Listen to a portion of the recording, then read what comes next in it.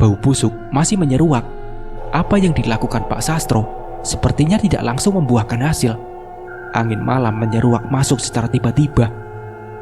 Hembusannya berasal dari sela-sela pintu belakang rumah itu. Tiba-tiba terdengar jelas suara orang berkerumunan di kebun belakang rumah itu. Seakan seperti sedang ada banyak orang yang hadir. Mbah Krama bersiap menuju pintu belakang. Entahlah apa yang nantinya akan ia lakukan. Namun nampak jelas langkahnya begitu hati-hati. Pak Sastro yang mengetahui hal tersebut mencoba menemani Mbah Krama. Takut kalau terjadi sesuatu yang tidak diinginkan. Pak, Mas Bena, Pak, Mas Bena. Raka pun berteriak ngeri, seakan ada sesuatu yang terjadi pada Bena. Belum juga tangan Mbah Krama menyentuh pintu, ia dan Pak Sastro hanya berbalik arah menuju Bena yang tiba-tiba sudah jatuh terkapar. Kenapa lagi ini, Mbah? Tanya Pak Sastro panik. Mau apa kamu, Wat? Mau apa kamu sama keluarga ini? Tanya Mbah Krama membuat malam itu semakin mencekam. Dan setelah Mbah Krama berucap seperti itu,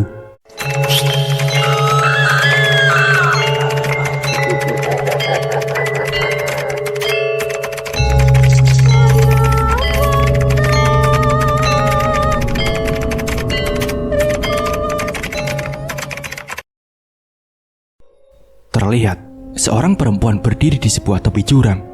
Tangannya menggenggam. Tinggal selangkah lagi ia akan terjun dan bisa dipastikan nyawanya tak akan tertolong lagi.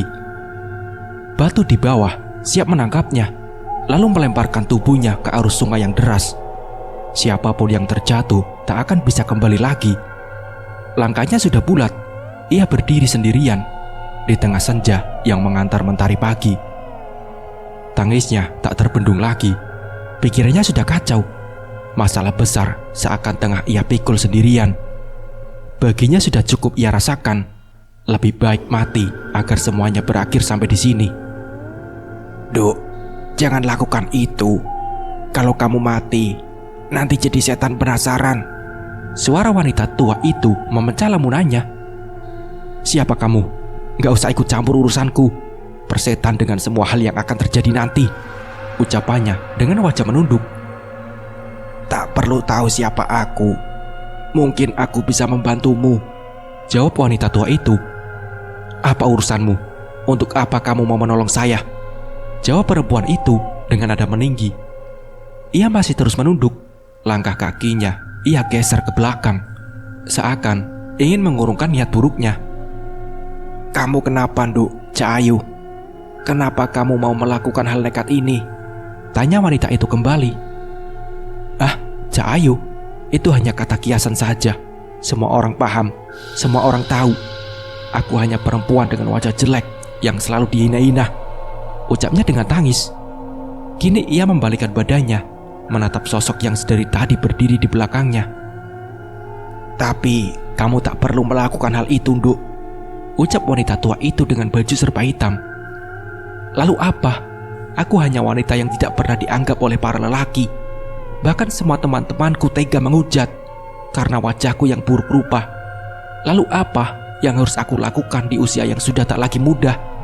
Semua temanku sudah bersuami. Aku apa? Lebih baik mati, ucapnya dengan bibir bergetar. Siapa namamu? Tanya wanita tua itu. Aku Sekar Banuwati, jawabnya sambil terus menyeka pipi. Ikutlah denganku. Aku akan membantumu mendapatkan apa yang kamu inginkan, ucap wanita tua misterius itu. Apa maumu? Orang tua sepertimu lebih baik pulang saja, jawabnya sambil berjalan meninggalkan wanita tua itu. Kecantikan, kemapanan dipuja oleh semua. Dendam yang ingin kau balaskan, itu kan yang kau inginkan, ucap wanita tua itu. Apa kau masih rela, Nduk, dengan mereka yang menghinamu? Bahagia tanpa tahu perasaanmu. Aku tahu, aku paham itu semua. Sekali lagi aku tawarkan, ikutlah bersamaku. Akan kuberikan apa yang kamu inginkan, sambung wanita tua itu dengan tertawa lirih, seolah segalanya tentang perempuan itu ia ketahui. Kata-kata dari wanita tua itu membuatnya berhenti di tengah langkahnya yang buru-buru. Jauh dalam hatinya, ia membenarkan apa yang dikatakan oleh wanita tua itu. Semua yang ia sebutkan memang ingin segera digenggamnya. Tapi jauh dalam hati terdalamnya, pertanyaan muncul terus-menerus. Bagaimana caranya hal semustahil itu bisa ia dapatkan segera? Apa itu semua bisa wanita tua itu lakukan? Atau semua hanya tipu daya saja? Pikirnya penuh dengan pertanyaan yang terus muncul di otaknya. Bagaimana caranya? Ucapnya penuh ragu. Wetonmu Senin Wage kan? Kalau benar, kamu bisa percaya denganku, ucap wanita tua itu. Sekar lantas diam, tidak bisa berucap banyak kata. Saat ini tak ada lagi orang yang mau mendengarkannya.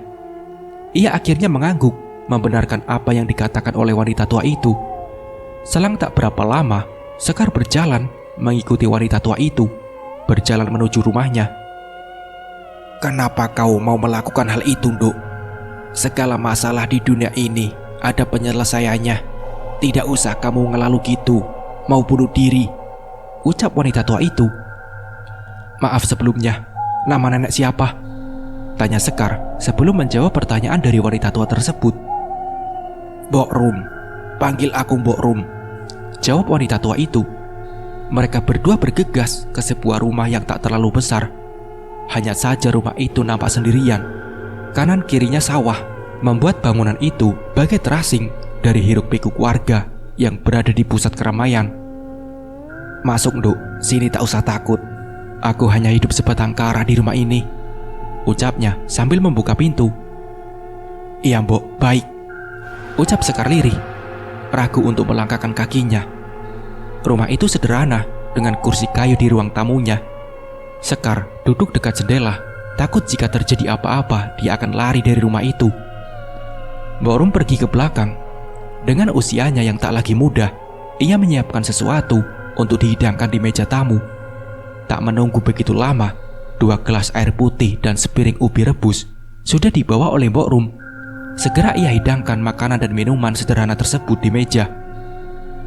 Monggo, Duk, disambi ya, Mbok Rum menawarkan makanan. Boleh saya makan, Mbok?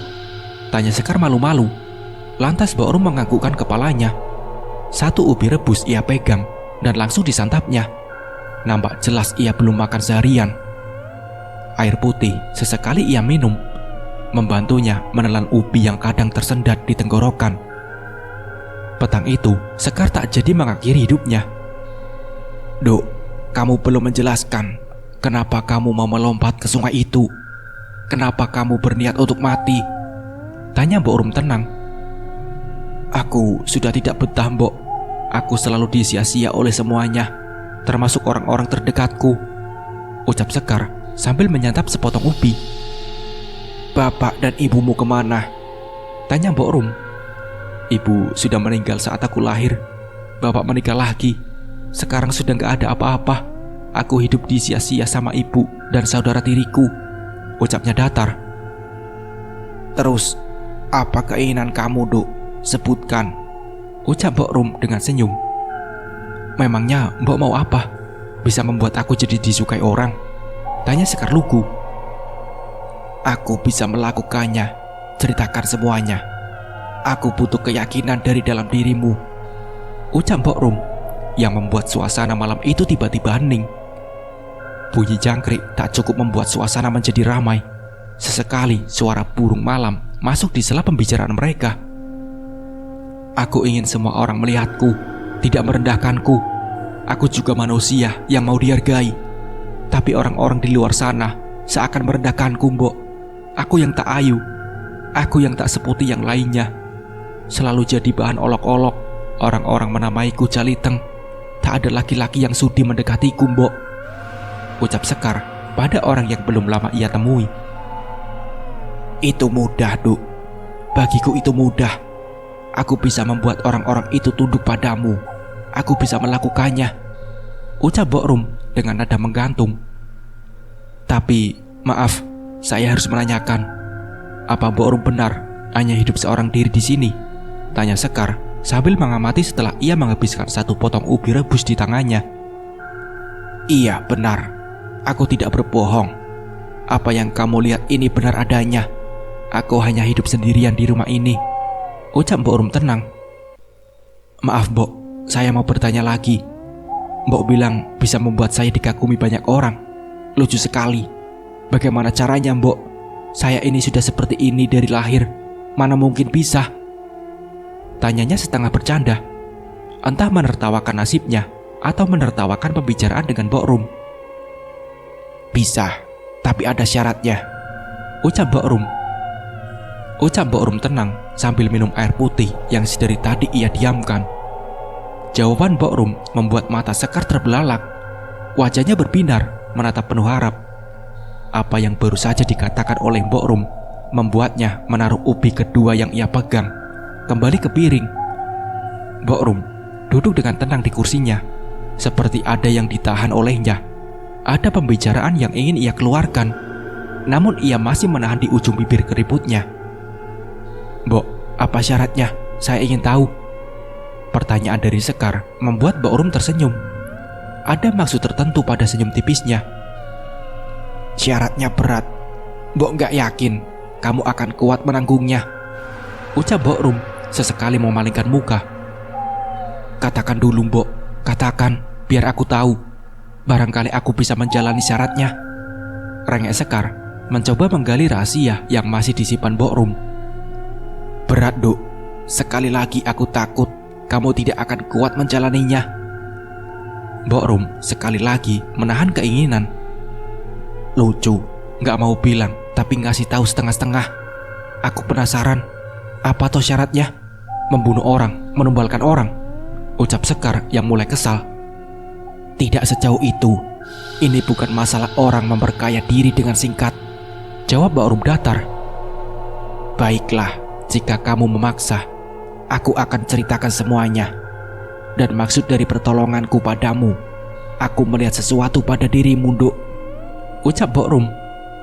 Mbok Rum beranjak dari kursinya. Dengan langkah lambatnya, ia berjalan menuju kamarnya. Kamar yang hanya ditutupi dengan kain hitam. Kamar yang nampak gelap. Beberapa saat kemudian, ia kembali dengan membawa sebuah kotak berwarna merah. Ada aksara di atas tutup kotak tersebut, berwarna merah, namun nampak pudar. Ia duduk kembali. Perlahan dan pasti, ia mulai membuka kotak tersebut. Benda apa itu, Mbok? Tanya Sekar penasaran. Itu tusuk konde yang akan membuatmu nampak ayu di mata orang lain. Untuk memakainya, kamu harus menjalankan beberapa lelaku, dan ada pantangannya yang tidak boleh kamu langgar, ucap Mbok Rum menjelaskan. Jika aku melanggar, apakah aku akan mati, Mbok? Tanya Sekar dengan wajah takut. Tidak, Duk, akan lebih dari itu, ucap Mbok Rum tenang. Raut muka bingung nampak jelas terpampang pada wajah Sekar. Ia nampak ragu, tapi sebaliknya Mbok Rum tersenyum melihat hal tersebut. Entah permainan apa yang sedang dibuatnya. Apa yang lebih buruk dari kematian, Mbok? Ucap Sekar penasaran. Kesepian, jawab Mbok Rum singkat, membuat Sekar terkejut dengan jawaban yang keluar dari mulut Mbok Rum. Duk, mulai dari sini akan aku jelaskan semuanya. Jika kau siap dengan syarat yang aku ajukan, maka aku akan senang menerimamu, tutupnya sesaat. Rendapati adalah susuk yang nantinya akan tertanam pada dirimu. Syaratnya, kau tidak boleh dicintai oleh semua orang. Kau boleh dipuja oleh semua orang, tapi kau tidak boleh mencintai orang lain. Cintamu untuk dirimu sendiri, selamanya sampai ajal datang, ucap Mbok Rum lagi. Jika saja di tengah kesepakatan ini aku melanggar, apa yang nantinya akan terjadi, Mbok? Tanya Sekar memastikan. Semua keistimewaan yang kamu miliki akan memudar, hilang. Orang yang kau sukai akan berada di sisimu hanya 90 hari saja. Setelahnya, dia akan pergi meninggalkanmu. Menyadari apa yang dia dapatkan tentangmu adalah semu. Kesendirian akan menemanimu sampai ajal. Tidak akan ada yang menyanjungmu lagi, Nduk, papar Mbok Rum. Suasana sepi kembali menyelimuti. Rasa ragu seakan datang kembali pada Sekar. Ia hanya terdiam. Tak ada satu kata pun keluar dari mulutnya. Bingung dengan pilihan yang akan diambil. Pikiran Sekar bekerja lebih keras. Pertanyaan demi pertanyaan masuk dalam otaknya. Baginya semua ini seperti pisau bermata dua. Gelas diangkatnya dari meja. Beberapa teguk air masuk membasahi tenggorokannya. Setelah itu, ia memandang jauh, menerawang ke langit-langit rumah. Entah apa yang ia pikirkan saat ini, namun terlihat jelas pada raut wajahnya. Keputusan besar akan diambil. Aku mau, Mbok. Aku mau. Aku mau melakukan itu. Ajari aku agar mendapatkannya, jawab Sekar setelah lama memikirkan segala hal yang keluar dari mulut Mbok Rum. Sudah larut malam. Akan kubuatkan makan malam terlebih dahulu. Setelah itu istirahatlah. Esok pagi kita pergi ke pasar, mencari apa yang diperlukan untuk menanamkan susuk itu pada jiwamu. Sekali lagi, yakin ya, Nduk, hal ini tidak bisa setengah-setengah, ucap Mbok Rum. Iya Mbok, saya yakin. Saya sudah siap dengan segala konsekuensi yang ada, jawab Sekar dengan wajah penuh keyakinan malam itu. Bena terbangun. Kini ia sadar setelah sebelumnya jatuh hingga tak sadarkan diri. Keringat mengucur deras membasahi dahinya. Nafasnya keras, detak jantungnya bergetar tak beraturan. Kini ia sadar apa yang dilihatnya tadi bagai rentetan kilas balik yang membuatnya hampir kehabisan napas. Energi yang masuk sepertinya sangat besar, membuat badannya merasakan panas yang tak wajar. Kini ia menatap semua yang berada di dekatnya. Semua orang memperhatikannya, tak terkecuali Sastro bapaknya dan juga Mbak Krama. Apa yang kamu rasakan, Nak? Tanya Mbak Krama pada Bena. Kejadian masa lalu, Mbah. Saya melihat ada perempuan yang sedang berbicara dengan seorang nenek tua di sebuah rumah, ucapnya sambil terus mengatur napasnya. Siapa, Ben? Kamu tahu nama wanita itu? Tanya bapaknya sambil memberikan segelas air putih pada anaknya. Bena buru-buru mengambil gelas tersebut. Ia meminum air putih hingga habis tak tersisa. Nampaknya ia merasa begitu haus. Setelah dahaga terobati, barulah Bena menjawab pertanyaan bapaknya. Sekar Banuwati. Mendengar nama itu disebutkan, Mbah Krama lekas beranjak dari duduknya. Ia mendekati Bena, meraih tangannya, seakan sedang membaca garis takdir yang ada di tangannya. Apa yang kamu lihat tadi? Apa yang kamu dengar tadi? Jawab Mbah Krama dengan wajah penasaran. Belum jelas, Mbah. Saya tidak paham siapa sosok wanita itu, ucap Bena, kini lebih tenang dari sebelumnya. Semua terdiam. Beberapa menit berlalu tanpa ada satu orang pun berbicara. Pak Sastro terus memijat kaki Bena, mencoba terus menenangkannya. Raka hanya diam, terus mengamati kakaknya. Mbak Krama pun terdiam. Mulutnya terus bergerak entah apa yang sedang ia ucapkan. Sedangkan Bularas sudah berada di kamarnya, terus mendekap anak terakhirnya. Tak ingin mengganggu keluarga yang lain karena malam sudah begitu larut, mereka mencoba menangani masalah ini tanpa menimbulkan keributan. Keanehan demi keanehan semakin sering dirasakan keluarga ini.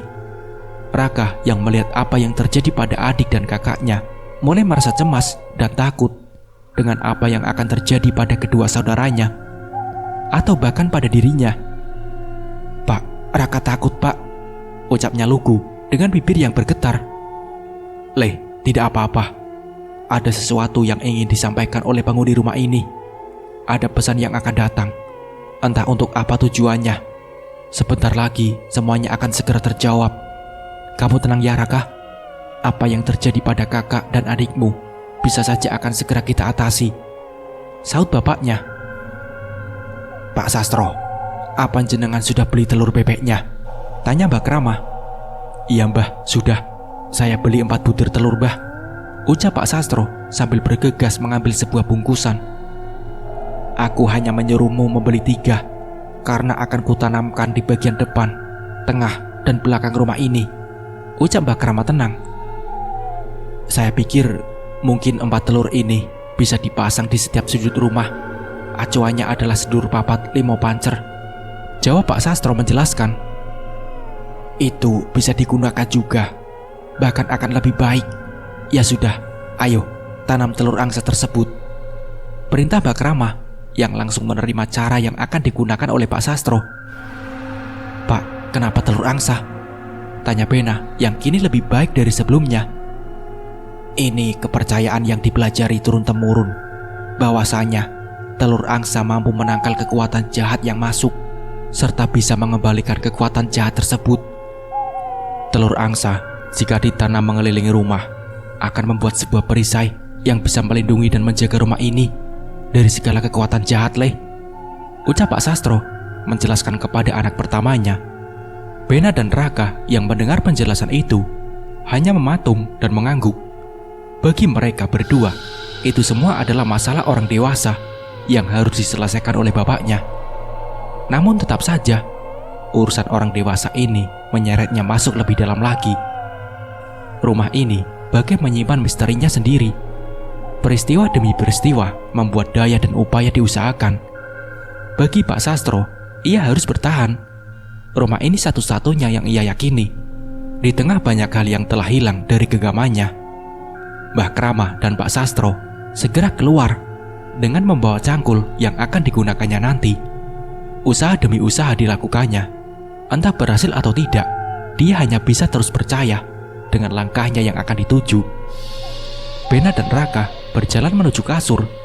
Sudah waktunya untuk segera tidur. Malam sudah semakin larut. Kegiatan esok pagi harus dilanjutkan seperti biasanya. Namun anak itu masih berpikir keras dengan apa yang barusan ia alami. Mereka semua tidak sadar ada yang mengintai dari balik kegelapan malam. Ayo Raka, kita tidur, biar masalah rumah ini diselesaikan bapak, ajak Bena pada adiknya, yang dilanjutkan dengan anggukan Raka. Le, kalian berdua jangan lupa cuci kaki, ucap ibunya yang ternyata masih terbangun. Iya bu, jawab Bena dan Raka serentak. Setelah mencuci kaki, mereka berdua segera kembali ke kamar. Raka langsung memeluk Guling yang berada di dekatnya. Bena merapikan selimut. Rasanya malam ini berbeda, lebih dingin dari sebelumnya. Padahal daerah rumahnya adalah daerah pesisir dekat pantai, yang cuacanya saat malam lebih terasa hangat dibandingkan dingin yang menembus tulang. Tanpa menunggu lama, segera Bena merebahkan tubuhnya, tidur dan mencoba untuk tidak mengingat-ingat apa yang tadi ia alami. Bunyi pintu rumah terbuka terdengar beberapa saat setelah seluruh para penghuninya hampir terlelap dalam buayan mimpi semalam. Pak Sastro masuk. Bunyi langkah kakinya yang khas membuat Bena bisa mendengar dan memastikan kalau itu adalah bapaknya, bukan orang lain. Pak Sastro segera menuju arah belakang, mencuci kaki dan tangannya, dan meletakkan cangkul dan alat lainnya di dekat pintu belakang. Saat Sastro berbalik arah, hendak menuju kamar mandi lagi, ia mendengar suara. Tolong aku. Terdengar suara wanita meminta tolong dari arah kebun. Malam sudah selarut ini. Siapa yang meminta tolong di saat gelap sudah menyelimuti hari? Pak Sastro masih berpikir, ragu untuk mencari tahu. Le, tolong. Suara itu kembali terdengar, lirih seperti penuh penderitaan. Pak Sastro perlahan membuka pengunci pintu satu persatu. Dibukanya pintu belakang. Hembusan angin malam seakan masuk memenuhi ruangan. Tak terlihat apa-apa di kebun belakang rumah itu, hanya pepohonan yang bergoyang tertiup angin. Belum sempat Pak Sastro menutup pintu, ada sinar merah di antara gelap malam dan ribunya tanaman yang tumbuh di belakang rumah itu. Dia amati benar-benar. Sinar merah itu bagai mata yang sedang memperhatikan Pak Sastro dari kejauhan. Siapa di situ? Kenapa menggangguku? Kenapa mengganggu keluargaku? Pertanyaan Pak Sastro tak dijawab siapapun, seakan ikut terbawa angin malam yang menusuk tubuh. Tak mau berlama-lama, Pak Sastro segera menutup pintu. Setelahnya, ia bergegas ke kamar mandi, mencuci lagi tangannya. Lalu ia masuk ke kamar pojok, duduk bersila berdiam diri. Sayup-sayup, suara zikir dari Pak Sastro terdengar. Malam ini, sepertinya ia meminta doa pada yang kuasa lebih kuat. Pikirannya terus terbebani dengan gangguan yang mengganggu seluruh keluarganya. Bena masih tertidur di kasurnya Tubuhnya lemas setelah rentetan kejadian yang terjadi padanya. Sedang lelap tertidur, hal aneh terjadi padanya. Seakan ada yang menarik selimutnya. Ia anggap ini ulah adiknya Raka. Namun saat Bena sedikit membuka matanya, dia melihat Raka masih tertidur dengan nyenyaknya. Bena kembali memejamkan matanya. Samar, ia mendengar bacaan yang berasal dari suara bapaknya. Bena kembali merasakan sesuatu. Ada yang memegang kakinya, ada yang mengelus-elus kakinya. Ia tak menaruh curiga. Dalam pikirannya, mungkin itu ulah bapaknya. Tapi Bena menyadari sesuatu. Suara lantunan zikir masih bisa ia dengar jelas. Lalu siapa yang memegangi kakinya? Mungkin Bu Laras, tapi tidak. Bena tidak mendengar suara pintu yang terbuka dari kamar ibunya. Semua penghuni rumah sudah terlelap tidur. Lalu siapa? Siapa yang mengelus-elus kaki Bena? Pertanyaan itu terus berputar di otaknya. Terus ia pikirkan. Karena penasaran, sedikit demi sedikit ia membuka selimut yang sedari tadi menutupi wajahnya. Pelan tapi pasti ia buka. Tak ada siapa-siapa di bawah kakinya. Tidak ada seorang pun. Mungkin angin, ucap Bena mencoba berpikir positif. Saat ia kembali lagi menidurkan tubuhnya, hal yang lain terjadi. Kini Bena hanya bisa menatap ke atas.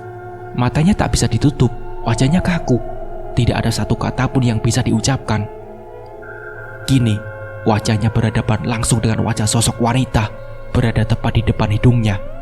Seorang wanita yang terlihat lebih muda, dengan dandanan khas wanita Jawa. "Cah bagus, belum tidur. Ini sudah malam," ucapnya sambil tersenyum lebar. Ujung senyumannya seakan menggapai bagian bawah telinga wanita tersebut. Sosok itu kian mendekatkan wajahnya. Tiba-tiba kegelapan seperti menyelimuti tubuh Bena. Ia seperti tenggelam, ditelan secara utuh oleh gelap yang begitu pekat. Kini, wanita itu hanya berbalutkan kain jarik berwarna merah gelap. Ia duduk termenung menunggu seseorang yang akan datang. Di sampingnya terlihat gentong besar yang mungkin berisi air. Pelan suara langkah kaki terdengar. Suara kian diseret menandakan kedatangannya. "Sudah siap, Duk?" tanya Mbok Rum yang baru saja tiba dari dalam. "Aku sudah siap, Mbok. Lakukan saja," jawab Sekar dengan wajah tangannya. Mbok Rum mulai mengambil air yang berada di gentong. Ia alirkan air yang bertabur kembang 7 rupa itu dari atas kepala Sekar hingga membasahi tubuhnya. Semua dibasahi tanpa kecuali, membuat seluruh tubuh Sekar basah. Selanjutnya, 3 burung merpati betina diambil oleh Mbok Rum. Satu demi satu burung itu diambilnya. Ia gorok leher burung tersebut. Darah pun keluar dari lubang sayatan. Tetesan darah dialirkannya, sama seperti saat ia mengalirkan air dengan kembang 7 rupa. Terlihat tubuh Sekar kini memerah karena darah dari 3 burung merpati yang dialirkan ke tubuhnya. Prosesi itu dilanjutkan. Sebuah kinang dimasukkan ke dalam mulut Sekar.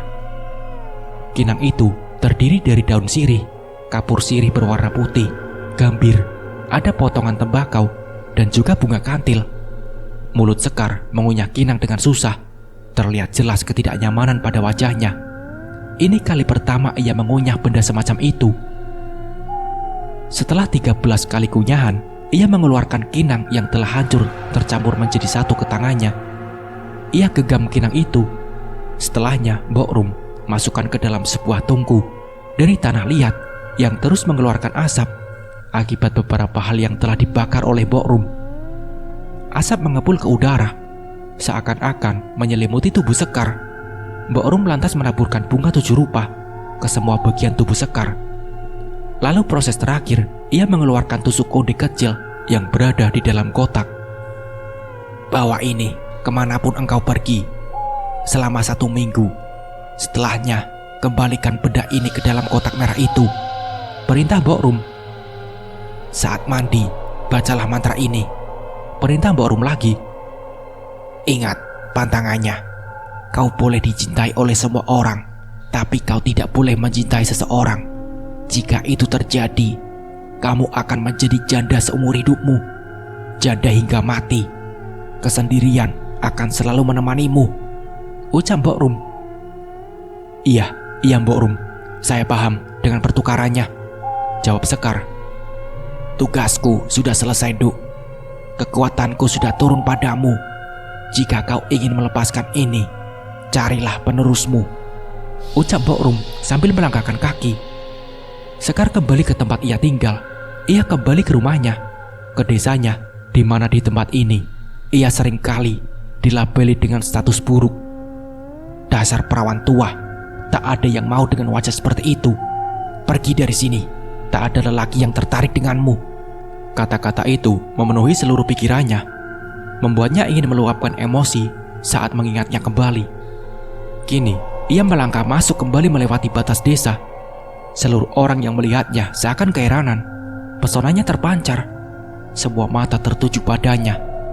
Kini, Sekar tahu apa yang dikatakan Mbok Rum sudah terbukti. Pesona dan kecantikan mengikutinya. Efeknya, ia mulai rasakan wajahnya tak lagi sama. Ada hal yang berbeda dari penampilannya saat ini. Wanita itu ayu dalam kesederhanaan, membuat siapa saja yang menatapnya akan bertekuk lutut memujanya. Tidak hanya laki-laki, tapi juga perempuan. Kini, ia kembali lagi ke rumahnya, menatap sinis ibu dan saudara tirinya, seperti terhipnotis dengan para Sekar. Kini, mereka bagai budak yang terus memuja tuanya.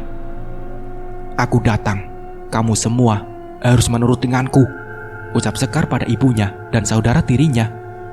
Berhari-hari, kecantikan Sekar kini selalu menjadi pembicaraan banyak orang.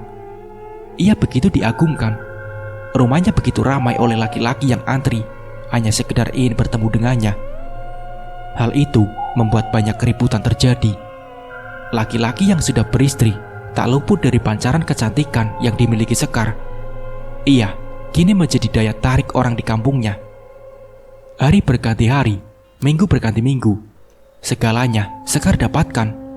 Ia yang dulu dikucilkan karena memiliki tubuh yang tak sempurna, kini perlahan berubah menjadi sosok ayu yang digemari semua kalangan. Dendamnya satu persatu ia balaskan. Kecantikannya banyak membuat orang yang dulu menghinanya kini menderita. Ia bisa membuat pasangan suami istri bercerai. Ia bisa membuat para lelaki menyerahkan hartanya secara cuma-cuma. Ia bisa membuat satu keluarga jatuh miskin karena kecantikannya. Sekar benar-benar menggunakan kecantikannya untuk memenuhi dendamnya pada orang-orang yang dulu menghinanya. Kilas peristiwa berjalan begitu cepat, sampai akhirnya petaka itu muncul. Sekar jatuh hati dengan seorang laki-laki yang sudah menjadi suami temannya. Dengan kemampuannya, ia merebut lelaki itu dengan mudah. Padahal niat awalnya, Sekar hanya ingin menghancurkan keluarga dari perempuan yang sering menghinanya dulu. Namun paras tampan lelaki itu membuat hati Sekar tak bisa dikendalikan. Pikirannya kosong, melupakan semua pantangan yang harus dihindari. Malam itu, Sekar jatuh pada pelukan laki-laki yang ia idamkan. Mereka menari diiringi lagu keroncong yang didengarkan melalui sebuah radio. Gelap malam semakin membawa mereka berdua masuk ke dalam dekapan. Malam itu, Sekar melepas segalanya. Apa yang ia punya, apa yang diinginkan oleh para laki-laki di luar sana. Dek, aku tidak tahu apa yang membuatku melakukan ini semua. Tapi yang jelas, aku akan menemani hidupmu, ujar laki-laki itu. Gelap malam membawa Bena kembali. Ia tersentak dengan mata terbuka. Saat bangun, ia melihat sudah dikelilingi banyak orang yang terus membacakan ayat suci. Napas Bena berat melihat rentetan kejadian itu. Ben, kamu kenapa lagi toleh? Ucap ibunya sembari memeluk anaknya. Tak ada sepatah kata pun yang keluar dari mulut Bena. Ia masih termenung. Dia mematung seperti sedang memproses segala hal yang telah terjadi. Pak Sastro mendekati anaknya. Lantas ia mengusap kepala anaknya. Dia tersenyum tipis. Le, kamu ketemu sama Nyai ya? Kamu lihat semuanya? Ucapnya lirih. Bena hanya mengangguk dengan tatapan kosong. Azan subuh pun berkumandang, menandakan malam akan berakhir. Malam yang panjang untuk keluarga Pak Sastro saat ini. Beberapa orang yang berada di rumah keluarga Pak Sastro akhirnya beranjak pulang ke rumah masing-masing. Ambilkan saya segelas air putih, perintah Mbak Kramah pada Bularas. Tanpa menunggu lama, Bularas langsung melangkah menuju dapur. Mbah Krama lantas mendekatkan mulutnya di bagian ujung gelas yang ia pegang. "Minumkan air ini pada anakmu, lalu usapkan sisanya 3 kali pada wajahnya. Sebentar lagi aku akan menjelaskan apa yang kamu dan anakmu lihat," ucap Mbah Krama pada Pak Sastro. "Aku akan menceritakan semuanya yang ku tahu dari wanita yang ada di rumah ini. Sastro, Bena, mungkin juga Panji, kalian pasti sudah melihatnya. Mungkin sudah saatnya sebuah rahasia ini dibuka," ujar Mbah Krama melanjutkan ucapannya. "Dulu di tempat ini pernah hidup seorang nyai yang dipuja oleh orang-orang di sekitar kampung ini. Dia adalah wanita yang bisa mendapatkan semua hal dari kecantikannya. Aku juga sempat tergoda. Dia bagai bidadari yang turun ke bumi. Tapi setelah pernikahannya dengan seorang laki-laki, ada yang terjadi pada dirinya." Mbah Krama menggantung kalimat, menyempatkan menyeruput kopi yang ada di depannya. "Apa yang terjadi pada wanita itu, Mbah? Kenapa dia mengganggu keluarga kami?" tanya Laras yang penasaran. "Pernikahannya hanya bertahan tak lebih dari 3 bulan. Ia ditinggalkan oleh laki-laki itu secara tiba-tiba, padahal mereka terlihat harmonis. Mengenai kenapa wanita itu mengganggu kalian, mudah saja. Ia tidak suka dengan orang-orang yang menginjakan kaki di rumah ini. Berkali-kali diusir, tapi tetap saja gangguan akan membuat siapapun yang akan di rumah ini akan pergi," ucap Mbah Krama melanjutkan. Apa itu susuk, Mbah?" tanya Bularas terkejut.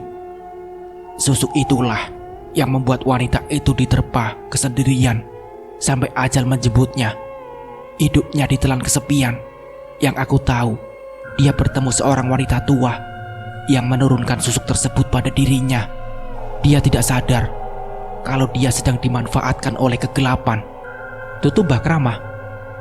"Lalu anaknya di mana? Apa dia tidak punya seorang anak?" tanya Laras. "Dia tidak dikaruniai seorang anak. Pemilik rumah yang kalian tempati adalah anak angkatnya, yang saat kematiannya saja ia tidak ada di sisinya. Dia adalah wanita yang baik. Hanya saja takdir membawanya memilih hal yang tak semestinya," jawab Mbah Krama. Aku sudah melihatnya semalam. Aku juga melihat Bena ada di sana. Kami berdua dibawa melihat ingatannya lagi, ingatan kelam masa lalu dari Den Ayu. Mbah, saya minta izin, bantu saya mengumpulkan warga 2 hari lagi. Saya mau mengadakan selamatan, sekalian mengirimkan doa untuk Den Ayu agar beliau tenang di sana," pinta Pak Sastro pada Mbah Krama. 2 hari sudah dilalui setelah peristiwa malam itu. Pengajian sudah selesai dilaksanakan dengan sederhana. Sudah 2 hari pula keluarga itu tidak mendapat gangguan dari hal bersifat tak kasat mata. "Gimana Pak Sastro? Apa masih mendapat gangguan dari mereka?" ucap Mbah Krama bertanya. "Alhamdulillah, 2 hari ini kami bisa tidur tenang. Setelah peristiwa malam itu, Laras sempat meminta kami untuk segera pindah. Tapi saya bilang, tunggu sampai bulan depan," jawab Pak Sastro. "Ya sudah, semua sudah terang. Saya yakin apa yang kamu lakukan ini akan berdampak baik dengan keluargamu. Mungkin telur angsa itu juga bekerja melindungi rumah ini dari bangsa halus. Semoga keluargamu selalu diberikan perlindungannya," ucap Mbah Krama. Setelah itu, ia berpamitan untuk pulang ke rumahnya. Malam pun datang. Rintik hujan saat itu menambah tenang dan hangat. Semua anggota keluarga sudah terlelap dalam mimpi. Mimpi yang membawa Bularas dan Pak Sastro ke sebuah tempat yang tak jauh dari rumahnya. Mimpi yang akhirnya mengakhiri keraguan mereka akan rumah yang ditempati. Dalam mimpi yang berbeda, namun dengan kejadian yang sama, Bularas dan Pak Sastro dalam tidurnya masing-masing bertemu seorang wanita cantik menggunakan kain putih. Ia berdiri di bawah pohon beringin di belakang rumah. Wanita itu memberikan kunci pada Laras dan Sastro. Dalam mimpi Bularas, wanita itu hanya tersenyum padanya. Berbeda dengan Pak Sastro, sembari wanita itu memberikan kunci, ia juga menyampaikan sebuah pesan. "Aku titip rumahku, tolong jaga rumah ini," ucapnya. Paginya, air sumur yang bau seketika menjadi normal kembali. Warnanya yang hitam menjadi jernih. Keluarga itu sudah bisa menggunakan sumber daya alam paling dibutuhkan oleh manusia untuk hidup. Setelahnya, keluarga tersebut terbebas dari gangguan yang sebelumnya datang silih berganti. Kini, keluarga tersebut masih mendiami rumah itu. Bahkan beberapa tahun kemudian, Pak Sastro akhirnya bisa membeli rumah itu dengan harga terbilang murah. Pak Sastro tidak mengusir sosok tersebut. Ia tetap berbaur di antara keluarga itu. Nah, seperti itulah kisahnya. Semoga dari kisah ini kita bisa mengambil hikmah dan pembelajarannya. Terima kasih buat kalian yang sudah menonton dari awal sampai akhir. Mungkin cukup sekian dari saya. Wassalamualaikum warahmatullahi wabarakatuh.